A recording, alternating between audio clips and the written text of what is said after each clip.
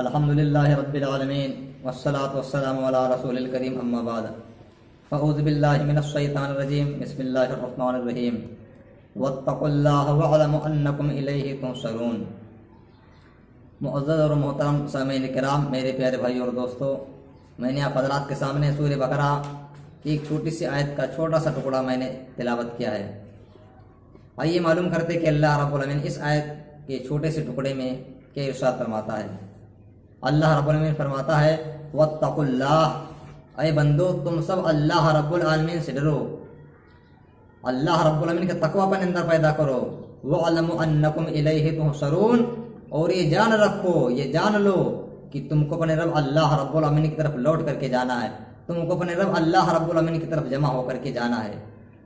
انہیں آیت کے اس ٹکڑے میں اللہ رب العالمین ہم کو یہ بتانا چاہتا ہے یا ہم کو یہ حکم دے رہا ہے کہ لوگوں تم سب اللہ سے ڈرو، اللہ کا ڈر اپنے اندر پیدا کرو، اور یہ بتانا چاہتا ہے کہ جان رکھو کہ تم کو ایک دن اللہ رب العالمین کے سامنے کھڑے ہونا ہے، اللہ رب العالمین کے سامنے حاضر ہونا ہے اور ایک ایک پائی کا حساب دینا ہے، اپنی پوری زندگی کا حساب دینا ہے۔ اور یہ جان رکھیے کہ اب اللہ رب العالمین کل قیامت کے دن اپنے بندوں سے حساب کرے گا، حساب لے گا، تو ایک ایک بندے کو بلا کر کے لے گا۔ دنیا کے اندر اگر کوئی مجرم دروگہ کے ہاتھ سے پکڑ جاتا ہے، پولیس چوکی پر لے جایا جاتا ہے اس کو، تو اس کے گھر کے لوگ، اس کے والدین، اس کے بہن بھائی، اس کے پڑوسی بھی اس کے ساتھ میں جاتے ہیں تاکہ اس کی طرف سے کوئی صفائی بیان کر سکے، اس کی طرف سے کچھ مدد کر سکے۔ لیکن اللہ رب العالمین کل قیامت کے دن جب ہم اور آپ سے حساب لے گا، ہمارے بارے میں پوچھے گا ہم سے، تو اللہ رب العالمین ایک ایک کر کے بلائے گا۔ اللہ رب العالمین نے فرمایا سورہ مریم کے اندر وَكُلُّهُمْ آتِيهِ يَوْمَ الْقِيَامَةِ فَرْدًا، اور کل قیامت کے دن سارے کے سارے لوگ اللہ رب العالمین کے پاس اکیلے اکیلے ہو کر کے آئیں گے۔ انہیں اللہ رب العالمین ایک ایک لوگوں کو بلا کر کے ایک ایک لوگوں سے حساب لے گا، کسی کے ساتھ میں اس کا بھائی، اس کا بہن، اس کا پڑوسی کوئی نہیں ہوگا، اکیلے بلا کر کے حساب لے گا۔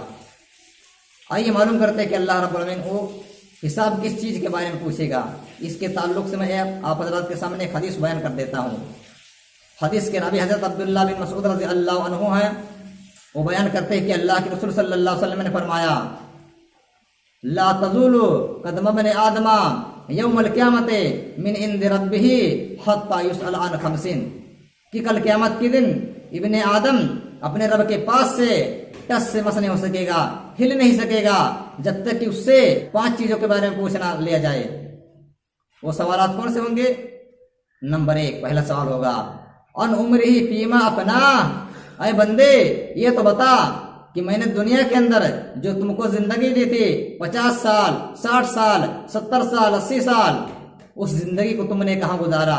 اس زندگی کو تم نے اللہ کی عبادت میں گزارا یا اس زندگی کو تم نے گناہوں میں گزارا؟ اس زندگی کو تم نے نیک اور بھلائی کے کاموں میں گزارا یا اس زندگی کو تم نے بے حیائی اور برائی کے کاموں میں گزارا؟ دوسرا سوال اللہ رب العالمین کرے گا وَأَنْ شَبَابِي فِيمَا أَبْلَاهُ، اے بندے یہ بتا تم کو بچپن اور بڑھاپے کے درمیان میں جو جوانی کی زندگی عطا کی تھی، اس زندگی کو تم نے کہاں گزارا؟ اس زندگی کو تم نے کہاں لگایا؟ نیکی بھلائی کے کاموں میں اس زندگی کو گزارا یا شیطان کے راستے میں گزارا یا گناہ کے کاموں میں گزارا؟ اور غور کیجئے کہ اللہ رب العالمین کل قیامت کے دن جوانی کے بارے میں الگ سے سوال کرے گا۔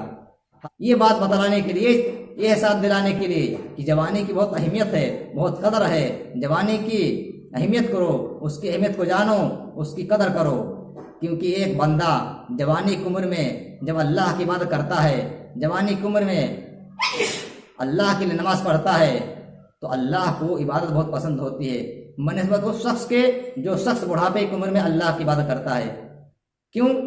کیونکہ ایک جوان شخص ہے جوانی کی عمر میں جب اللہ کی عبادت کرتا ہے تو اچھے ڈھنگ سے کر لے جاتا ہے، وہ رکوع سجدہ اچھے ڈھنگ سے کرتا ہے، قیام اچھے ڈھنگ سے کرتا ہے، تشہد میں بیٹھنا ہوتا تو اچھے ڈھنگ سے بیٹھ لے جاتا ہے۔ لیکن ایک ضعیف آدمی، کمزور آدمی، وہ ٹھیک ڈھنگ سے نہ تو رکوع کر پاتا ہے، نہ سجدہ کر پاتا ہے، نہ قیام کر پاتا ہے۔ اس لیے اللہ رب العالمین نوجوان کی عبادت کو بہت زیادہ پسند کرتا ہے۔ اور اسی طرح سے جوانی کی عمر میں آدمی جو چاہے کر سکتا ہے، کیونکہ جوانی کی عمر یہ طاقت اور قوت کی عمر ہوتی ہے۔ اور لیکن بڑھاپے کی عمر میں آدمی کمزور ہو جاتا ہے، آدمی کمزور رہتا ہے، اس حالت میں ہر کام نہیں کر پاتا ہے، اس لیے جوانی کی ہمیں قدر کرنی چاہیے۔ اور تیسرا سوال وَمَالِهِ مِنْ أَيْنَ اكْتَسَبَهُ، اور اے اللہ کے بندے یہ بتا کہ دنیا کے اندر جو تم نے مال کمایا تھا اس مال کو تم نے کہاں سے کمایا تھا؟ جو تم نے بزنس کیا تھا، یہ بزنس کے ذریعے تم نے حاصل کیا تھا، وہ بزنس کیسا تھا؟ حلال تھا یا حرام تھا؟ تم نے مال کو حلال طریقے سے کمایا تھا دنیا کے اندر یا حرام طریقے سے کمایا تھا؟ تم نے مال کو سود بیاج کے ذریعے سے، لون کے ذریعے سے کمایا تھا یا تجارت کاروبار کے ذریعے سے محنت مشقت کر کے کمایا تھا؟ اے اللہ کے بندے یہ بتا کہ تم نے مال کو کیسے کمایا تھا؟ اور چوتھا سوال ہوگا وَفِيمَا أَنْفَقَهُ، اور اللہ کے بندے یہ بھی بتا تم نے مال کو کمانے کے بعد میں اس کو کہاں خرچ کیا؟ اللہ کے راستے میں خرچ کیا یا شیطان کے راستے میں خرچ کیا؟ نیکی کے کاموں میں خرچ کیا یا برائی کے کاموں میں خرچ کیا؟ اور آخری سوال پانچواں سوال ہوگا وَمَاذَا عَمِلَ فِيمَا عَلِمَ، جو تم نے علم حاصل کیا، قرآن حدیث کا علم حاصل کیا، اس کے مطابق عمل کتنا کیا؟ یہ بھی اللہ رب العالمین اپنے تمام بندوں سے کل قیامت کے دن سوال کرے گا، لہذا ہم اور آپ کو اس تمام سوالات کے جواب دینے کے لیے تیار رہنا چاہیے۔ آئیے آخر میں اللہ رب العالمین سے دعا کر لیتے ہیں کہ اللہ رب العالمین ہم تمام مسلمان بھائیوں کو اپنے اس جوانی کو جو تم نے ہم کو عطا کی ہے نیکی اور بھلائی کے کاموں میں گزارنے کی توفیق عطا فرما۔ اے اللہ رب العالمین تو ہمیں اپنی زندگی کو نیکی اور بھلائی کے کاموں میں گزارنے کی توفیق عطا فرما۔ اے اللہ رب العالمین تو ہمیں حلال اور پاکیزہ روزی کمانے کی توفیق عطا فرما۔ اے اللہ رب العالمین ہمیں اللہ اس کے رسول صلی اللہ علیہ وسلم کی باتوں پر، دین کی باتوں پر مکمل عمل کرنے والا بنا دے۔ اے اللہ رب العالمین جب تک ہمیں دنیا میں زندہ رکھ، اسلام پر رکھ، اور جب ہماری موت ہو، ہمارا خاتمہ ہو تو ایمان پر ہو، آمین۔ وآخر دعوانا الحمد للہ رب العالمین۔ السلام علیکم ورحمۃ اللہ وبرکاتہ۔